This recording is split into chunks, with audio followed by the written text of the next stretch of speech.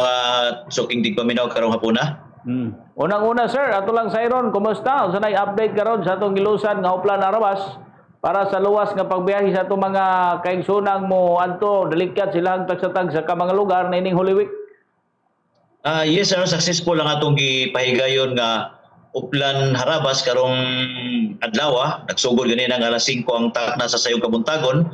Kauban ang atong mga partners ang Land Transportation Office, kauban sa mga atong kining sa LTFRB, Department of Transportation, naabot ang atong Highway Patrol Group, tong PNP, unya ang LGU Butuan, pinagi sa ilang Butuan City Anti-Drug Abuse Council. Unya ang nato yung mga partners nato nga nagkanda kita og random drug test sa atong mga drivers o conductor sa may area diri sa Langihan o sa Robinsons nga bus terminal. Og nagpasalamat kita kay sa usa ka gatos nga atong nakandakan og drug test, pinaog-isab sa gi-provide nga testing kit sa atong LGU Butuan, walay nag-positive sa paggamit sa illegal nga droga. Gawas pa niya ang ato pong K9 unit, nag-conduct po sila og sniffing sa mga sa mga bagahe sa mga pasahero aron hingpit gayud ang safety ang pagbiyahe pagpauli sa atong mga kaigsunan nga muuli sa tagsa nila ka mga probinsya. Bobo Binji. So sa ato pa sir, di susama ni adto nga naging nagpositibo unsa man kabalo na sila sir sa pattern na unsa ba? Yes sir, posible nga na kay balon na sila apan ang sa ato po ni sa Philippine Drug Enforcement Agency kauban sa nagkalain-lain nga mga ahensya sa gobyerno nga kita makasiguro mismo nga ang mga nag-drive sa mga pampubliko nga mga bus, mga van o kini mga taxi, nakaibalog yung kita nga wala kita gitugutan nga nag-positive sa illegal nga duga. Kay kung naay makita nato sa atong drug testing nga mag-positive, di ginato sila tugutan sir nga nga maka drive sa ilang tagsa-tagsa kasakyanan kay hold yun ang ilang lisensya. Unya ikandakan nato sila og on the spot nga orientation kalabot na sa ilang pagagian nga rehabilitation aron nga makuha nila pagbalik ang ilang lisensya nga ato sa sa atong partner nga mao ang Land Transportation Office. So mao ginay usa sa mga pinakadako nato nga tumong sir nga walay maka-drive sa pampubliko nga sakyanan nga positive sa illegal nga droga. So, unsa ba ni sir, katong nagpositive ni adto, unsa man to natangtang na putos trabaho, wala na punto ni undergo karon?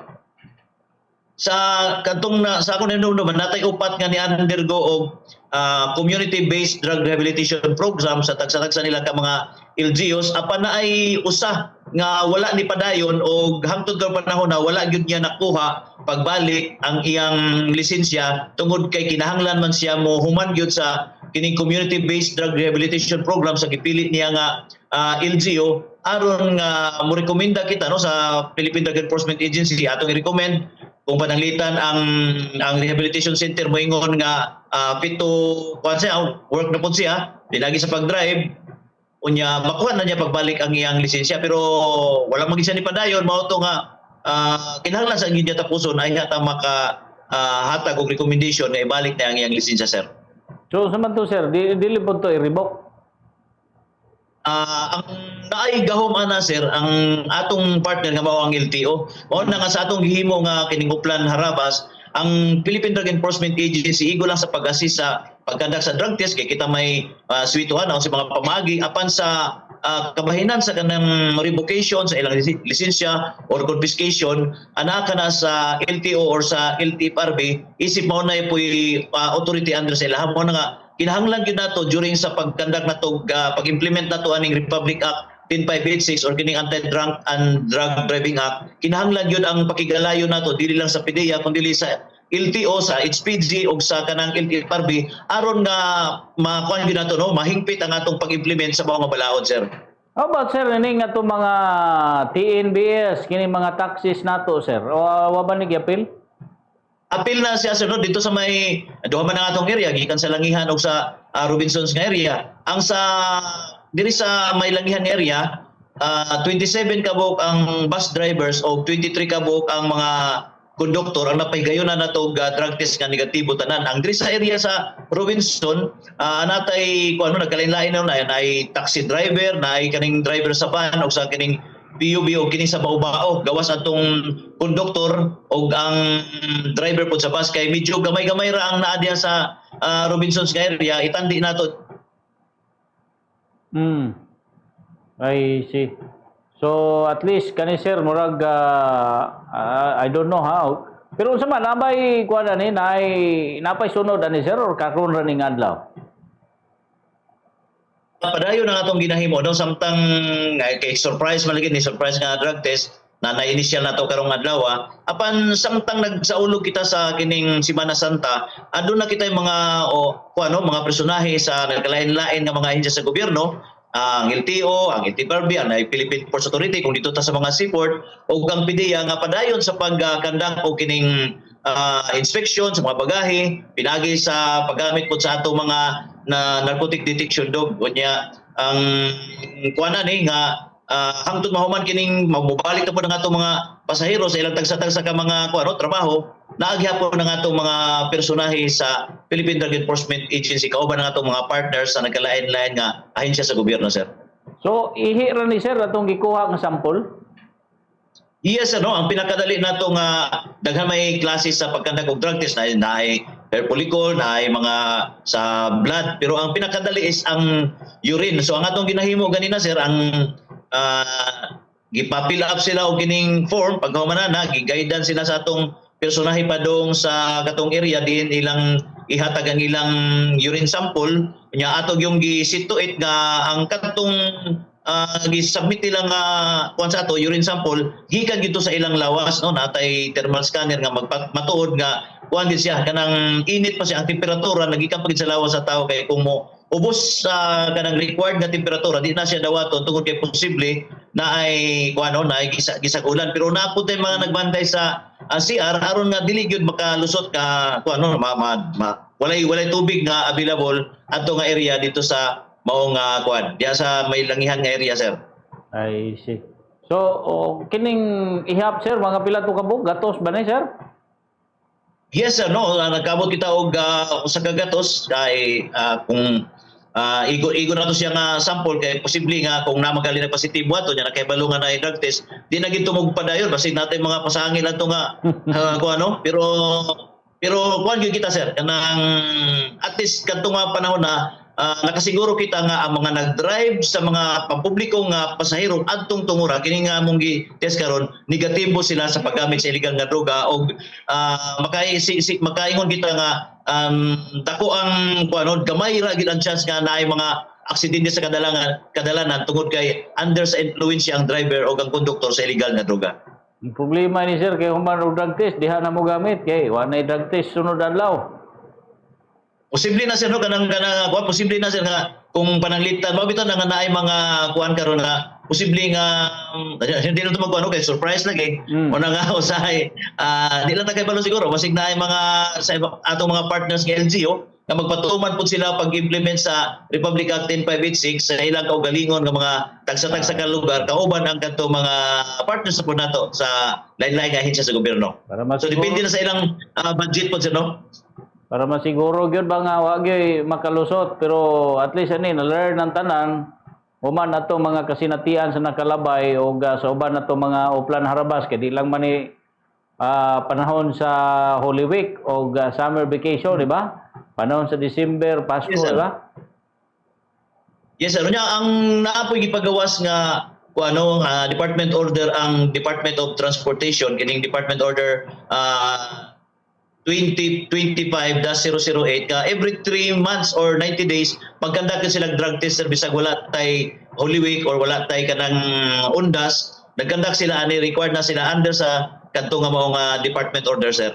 So gali nato iningon ganina nga di na kuno siya magpa-drug test kay human na kuno atong miaging semana apan lahi man ning ato mao tong imong giingon nga human sila ma-drug test karon posible na poy sunod kay di man na bawal.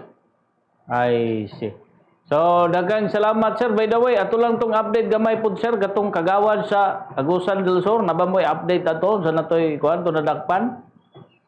Yes, hingpit na nga napasakaan og kaso ang mga 52 anyos nga elected official o sa kakagawad sa barangay Libwak, Rosario Agusan del Sur nga nakuhaan nato og mukapin kon kulang 176,800 nga kantidad sa illegal nga droga. Hingpit na nga gipasaka ang kaso sa kalapasan sa Section 5 or kining pagpamaligya illegal nga droga o kining Section 11 or kining paghupot og illegal nga droga kay gawas sa katong buy-bust item nga nakuha sa iya nga sa ka gramo, nakuhaan pagid siya another 25 grams nga illegal nga droga sa iyang posisyon. Mao na nga nagkuha siya nakatubang siya aning duha ka nagalain-lain nga mga kaso under sa Republic Act 9165 Article 2, sir. Grabe naman ni sir. Unsa ba, gawangan siya sweldo siya ang pagkagagawa o unsay problema ni sir nakita ninyo? Mao na atong itanaw sa no kay gawas pa ani napatay principal na gali ito mismo, no? Principal sa usa ka lungsod dito sa Surigao del Sur nga namaligya kay pag illegal nga droga. So kuan kinahanglan gid nato nga kuanan kanay tawagan ni kinahanglan gid nato istudyahan og mayo kung unsa mga posibleng hinungdan ani mo na kinahanglan ta makakuha og data kung para ma-analyze sa atong nasyonal nga buhatan o magka-come up sila sakto nga palisiya aron pagsugpuan ning problema nato sa illegal nga droga. Ikapila naman ni sir sa mga government officials o employees nga atong na-operatan og successful task operation na to. Karon sa atong first quarter sa tuig 2026, murag ika-upat ikalima ni siya nga government employee kuan atong nasapon, no? Gawas atong natay another maestro pa nga dito sa Surigao, dito sa Agusan del Sur nga area o niya mga ika-upat o ikalima siya kumatama sayo. Sila sir. So sa lastly karon sir, summer ba basig ang uban pahimuslan ni higayon. How about ang ato mga port lerto pa gyapon sir kay sayod ta dito sa Surigao sunod-sunod to mga millions ang kantidad. Yes sir, no, naiabot og katong pinakalas nato nga katong ni abot og 14 kilos nga illegal nga droga nga niabot siya og 95 million, no, more or less 95 million ang kantidad sa illegal nga droga. Og mao na atong usa sa mga gilantaw karon sir ang kining pakigalayon nato sa mga fisher folks o katong mga mangingisda dito dapita aron makatabang sa ato kay siguro kung gibantayan nato ang mga seaport kana sa may Lipataw sa iba makapagal sa kadlapad sa kabaybayonan diha sa may Surigao nga area, posible nga diha na sila di nato mabantayan mismo nga mga kabaybayonan nga wala nay mga gobyerno nga nagbantay. Mo na nga kinahanglan ta magigalayon sa mga mangingisda aron makahimo na tong force multiplier nga makatabang sa ato ang kampanya batok sa illegal nga droga, sir. Pero unsa man sir indicator nga daghan og stocks? Usa na sa atong gitanaw nga posibilidad or kining gitawag nato nga posible na ay mga na ay mga market kanang gitawag nato kay wa may mamaligya sir ana dapita kung wala sila'y merkado, walay gitawag nato nga walay mga customer. So mo nagitan-aw po nato magkigalayon kita sa atong mga atong intensify nato ang atong kining barangay at abuse council aron makahatag sa ato og kanang kanang A1 nga information nga gikan sa ilang mismong barangay aron maka-come up kita og sakto nga mga reports og palisiya unya nga para para mapakgang kini nga atong problema sa illegal nga droga diha dapita. Sigurado ka to sir nga mismo barangay officials involved na ni. Yes sir, mo nang ato ginang i-prioritize kay gitawag man ni nato sila priority drug personality tungod kay naghupot sila aning posisyon sa gobyerno og ato biyang unsa man nato pagpatuman kung mismo naara sa atong kaubanan ang ato ding kalaban. Mao na nga kinahanglan nga unahon natong hinlo ang atong kaugalingon nga nataran. Mao na nga kung moingon ta og high value target or priority drug personality, maximum gyud ang penalty ana. Kung moingon ta nga penalty is 12 years and 1 day to 20 years, 20 ka tuig diretso sir. Mao nay importante nga ma-identify nato kung high value target ba ako sa arrested suspect. I see. Thank you so much sir. Basig na kay nalimtan nga pahibangno sa publiko karon na in behalf sa inyong buhatan. Go ahead. Yes sir, no, sa atong mga kaigsuonan nga mobiyahe, kung pagtanaw nila ang ilang driver, medyo sa ilang kaugalingong pagtuo under sa influensya sa illegal nga droga or sa ilimnong makahubog, na ay mga hotline na sir na ka-provide sa ilang tagsa-tagsa ka mga sakyanan o pwede na tawagan sa atong mga kaigsuonan aron nga mapag-down din ang ang maong sakyanan o makatkandak ang atong mga mga partner nga agencies o ganang sobriety test aron nga magsuta gyud kung dili ba kini sila under sa influensya sa illegal nga droga or sa ilim ng makahubog. Thank you so much kayo, Sir Dindo Villanusa, sa higayon nga nakaubang ka sa Bumbu Radio Butuan karon adtuha. Salamat po kay sir, ug maayong adto. Salamat kayo si Sir Dindo